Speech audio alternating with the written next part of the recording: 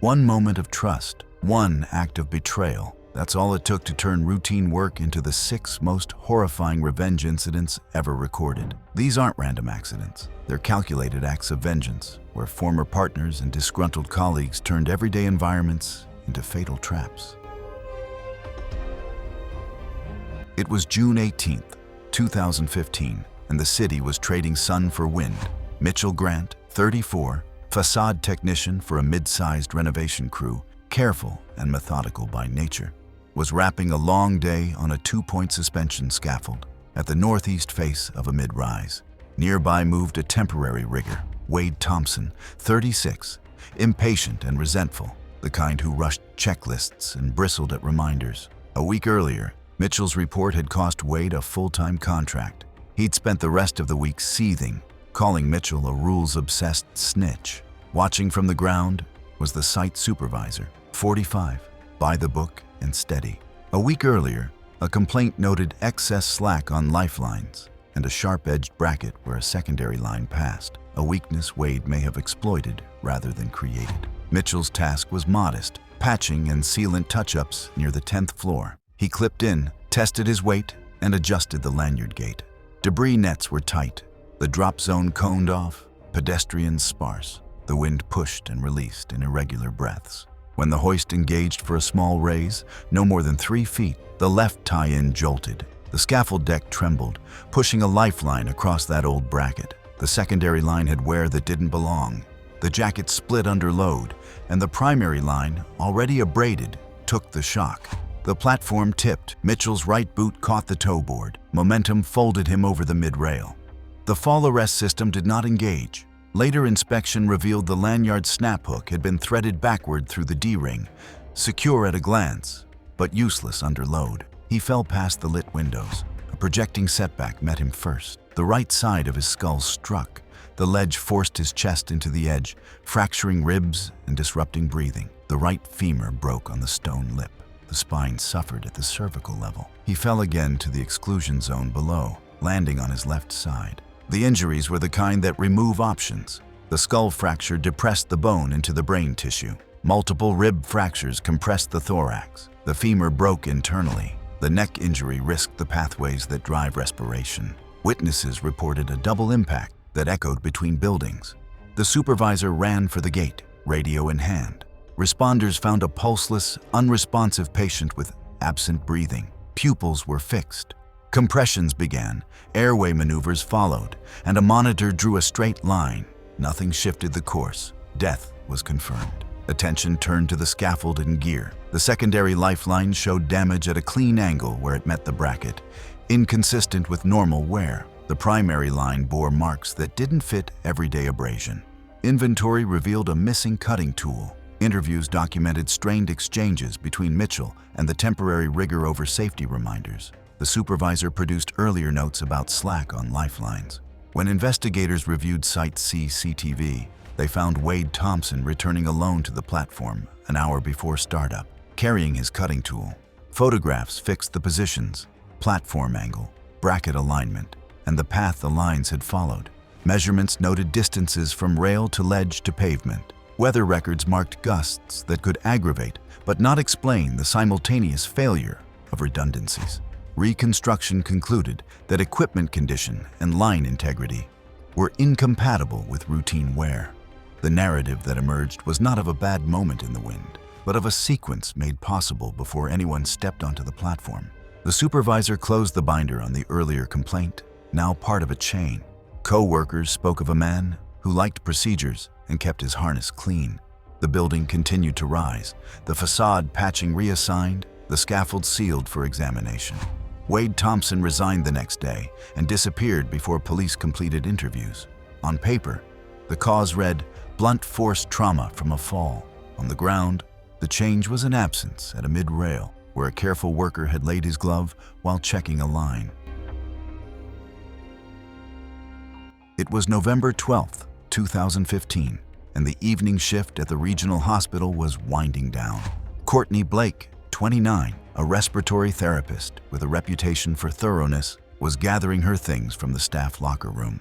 Her compact sedan waited in the multi-level parking garage 3 floors up, What she didn't know was that her former partner, Erica Lawson, 31, a retail clerk with meticulous habits and a passive-aggressive streak, had been tracking her schedule for weeks. The breakup 6 months earlier had left property disputes unresolved. Courtney had mentioned that her car had been pulling left and vibrating after low-speed turns. 2 tire pressure warnings had appeared recently, but visual inspection showed nothing wrong. What wasn't visible was that the lug nuts had been systematically loosened, just enough to allow gradual elongation of the stud holes under normal driving stress. The parking garage's descending spiral ramp had concrete barriers and a damp surface from recent drizzle. Courtney started her descent at a reasonable speed, unaware that her former partner had spent time earlier that week with a lug wrench, carefully backing off each nut to a precise tension that would hold under parking lot speeds but fail under the lateral forces of the curved ramp. As the sedan began its descent, the left front corner exhibited increased shimmy that grew with each turn. A metallic rattle developed as the wheel with compromised lug nuts began to wobble against elongated stud holes. At the third turn, the left front wheel sheared completely free. The wheel separation was catastrophic. The hub dropped, scraping the brake rotor against concrete in a shower of sparks. The vehicle yawed hard left as steering became uncontrollable. The rim struck the concrete barrier with tremendous force, triggering rapid deceleration that threw Courtney against her shoulder belt. Airbags deployed with explosive force, causing facial abrasions. The impact caused the car to mount the curb lip. The undercarriage snagged, acting as a pivot point that caused the vehicle to rotate and impact the support pillar with the driver's side. The pillar strike compressed the left side of the passenger compartment. Courtney sustained multiple left side rib fractures, a pulmonary contusion that compromised breathing, a splenic laceration that began bleeding internally, and a left clavicle fracture. The compression accelerated internal bleeding from her damaged spleen. Her breath sounds diminished rapidly as blood filled her chest cavity. A garage attendant arrived within minutes, noted her shallow breathing was slowing, and called emergency services. Investigation revealed the deliberate nature of the wheel failure. All 5 lug nuts were found partially threaded with matching tool marks, inconsistent with professional service. Surveillance footage showed Erica Lawson's vehicle entering the structure multiple times during the previous week. Accident reconstruction confirmed the lug nuts had been intentionally loosened to a specific tension that would allow normal operation while ensuring failure under lateral forces. Police arrested Erica Lawson 3 days later at her retail workplace. She was charged with first-degree murder and tampering with a motor vehicle. During interrogation, she initially denied involvement, but broke down when confronted with the surveillance evidence. 8 months later, she pleaded guilty to second-degree murder in exchange for avoiding the death penalty.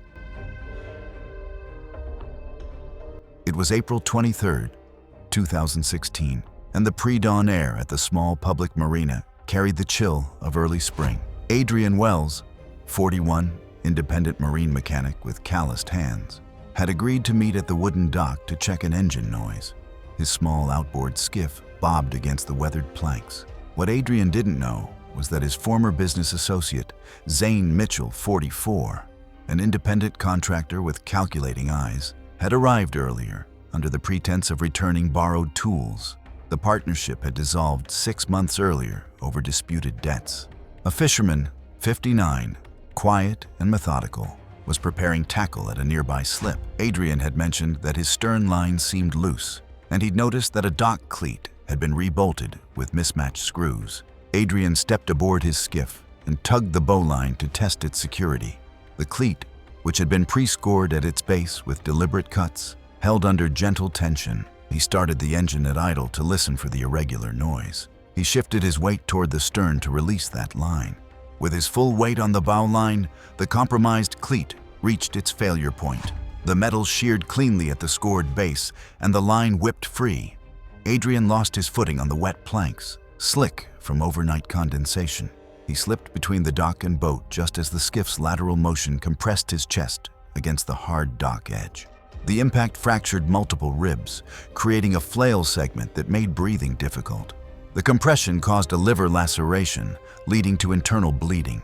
As he struggled in the cold water, the boat's propeller wash pushed the stern away. The cold water triggered a shock response that impaired his coordination. Adrian's personal flotation device remained in the storage hatch, unworn. The outboard engine continued running, and the boat drifted as he struggled to stay afloat.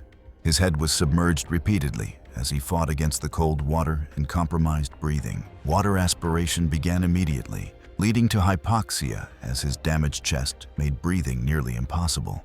The fisherman heard the engine noise change and the splash.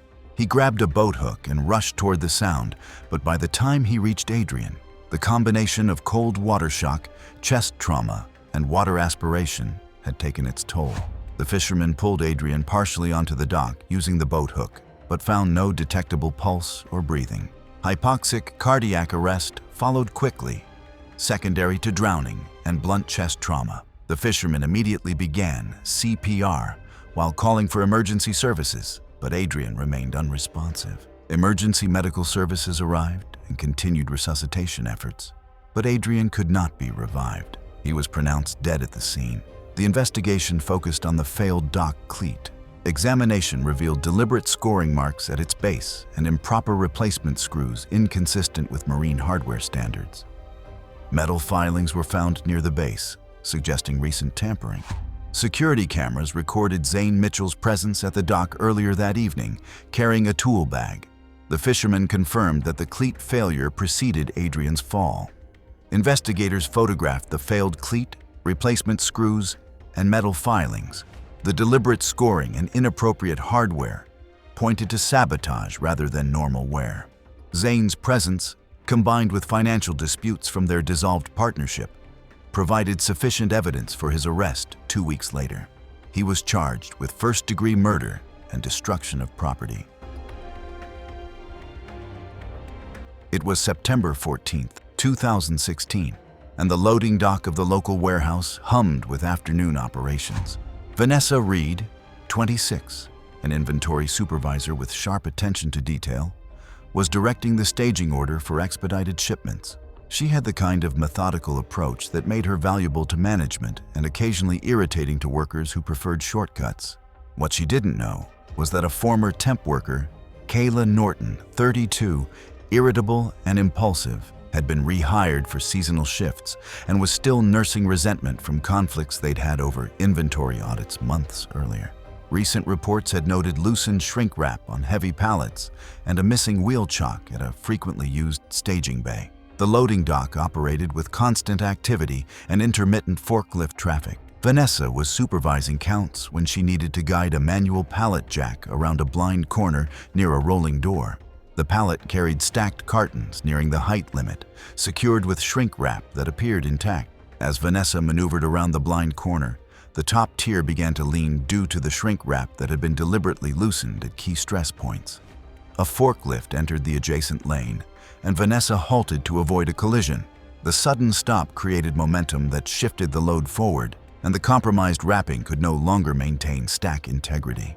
The top layer began to slide, and a corner carton caught on the pallet edge, causing the entire upper portion to tilt toward Vanessa. She stepped backward to clear the falling load, but her heel caught in a worn seam in the concrete floor. Balance was lost at the critical moment.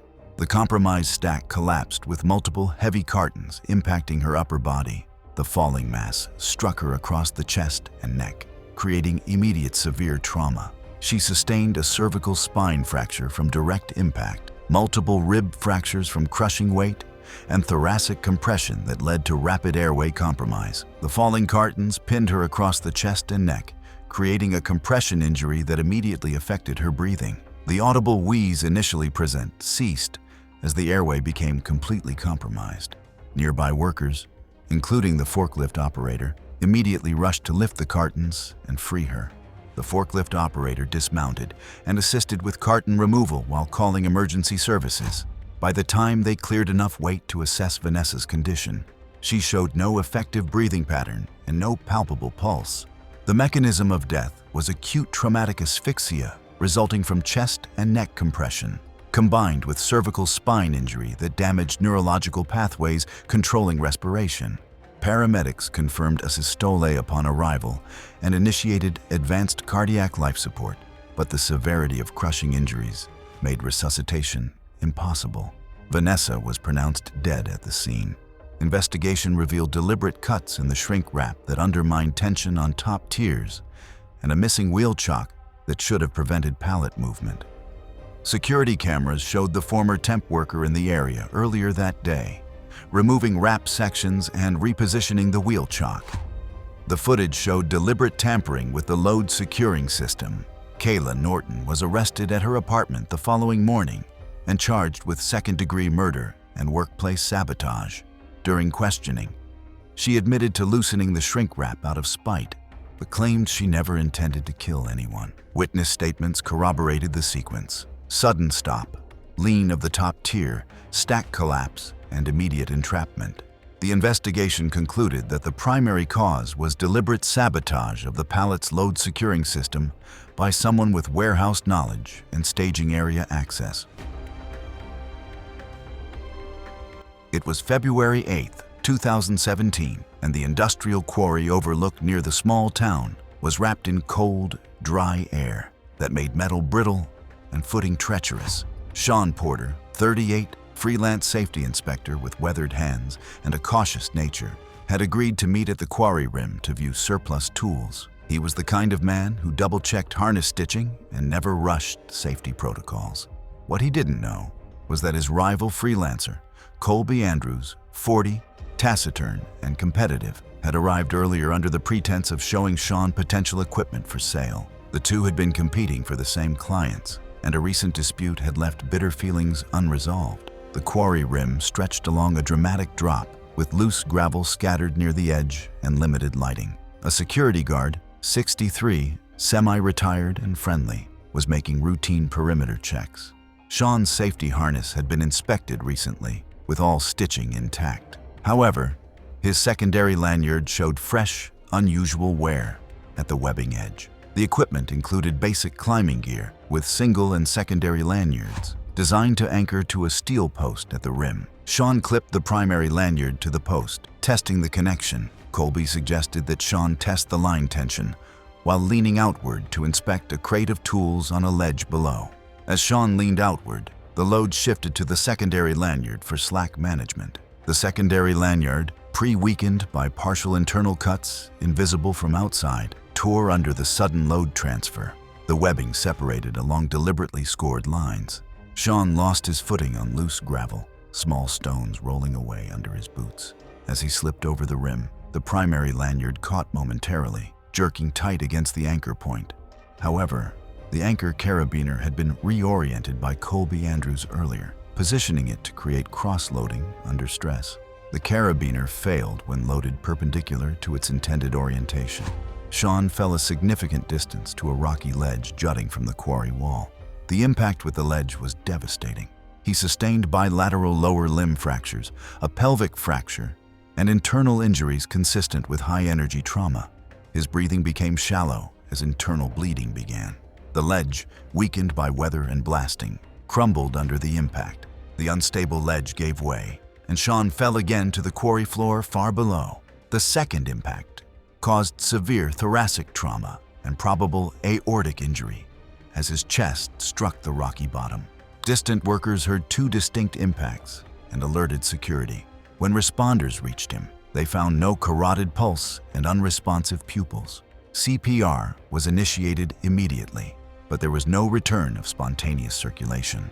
The mechanism of death was catastrophic internal hemorrhage from blunt force trauma, including suspected rupture of major blood vessels. Emergency medical services declared death after prolonged resuscitation attempts failed. The combination of fall distance, rocky landing surfaces, and severity of internal injuries had created trauma incompatible with survival. The investigation focused on the harness and anchor system. Inspection revealed internal webbing cuts in the secondary lanyard not visible externally, indicating deliberate sabotage. The carabiner exhibited stress marks consistent with cross-loading failure, and its orientation was inconsistent with proper safety practices. Footprint analysis around the anchor post showed evidence of Colby Andrews' earlier movements, and gravel scuff marks indicated staged positioning near the rim.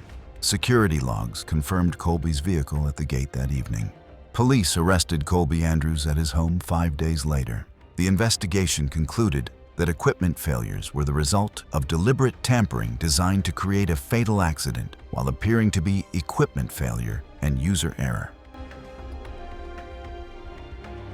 It was August 15, 2018, and the Riverside Park footbridge was bathed in the golden light of late afternoon. Melanie Cross, 33, a pediatric nurse with gentle hands and a patient demeanor, had agreed to meet on the bridge to resolve a dispute that had been festering for weeks. She preferred to handle conflicts in public settings, believing that open spaces would keep conversations civil. What she didn't anticipate was the volatile nature of her acquaintance, Sabrina Holt, 35. Outwardly agreeable but confrontational under stress. The footbridge stretched across the river with wooden planks that had been slick from recent rain.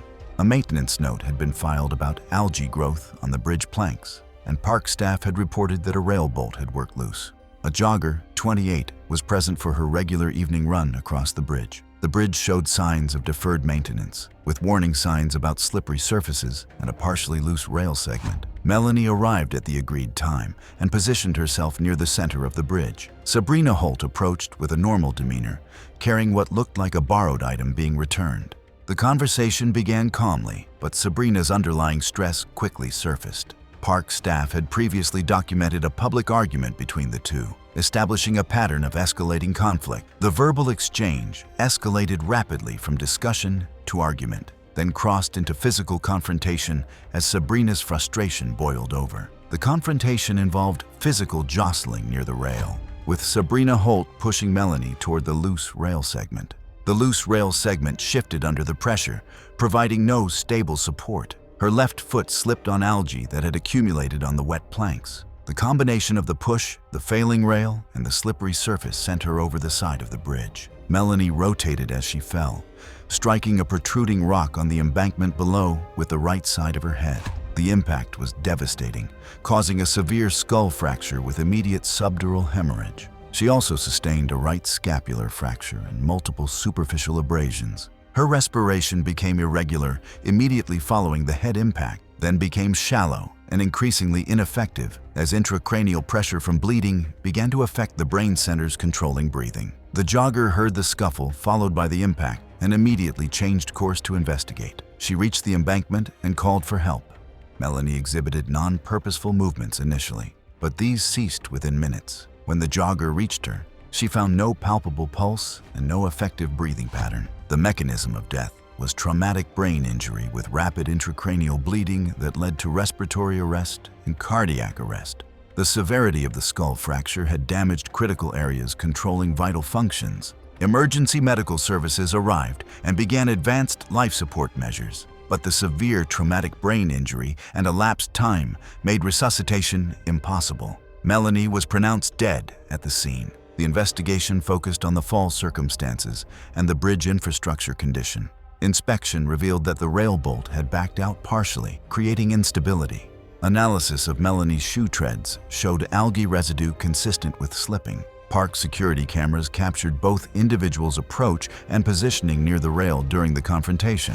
Witness accounts aligned consistently. Escalating argument, physical confrontation, involving pushing, slip on wet surface, fall over compromised rail, head impact on rocks, and immediate unresponsiveness. Sabrina Holt was arrested at the scene by responding officers after the jogger identified her as the person who pushed Melanie. She was initially charged with manslaughter, but after reviewing the security footage and witness testimony, prosecutors upgraded the charges to second-degree murder, arguing that pushing someone toward a compromised bridge rail showed depraved indifference to human life. The investigation concluded that deferred maintenance, hazardous surface conditions, and deliberate physical confrontation created a scenario where a dispute became fatal due to environmental factors and Sabrina Holt's aggressive behavior. Thanks for watching.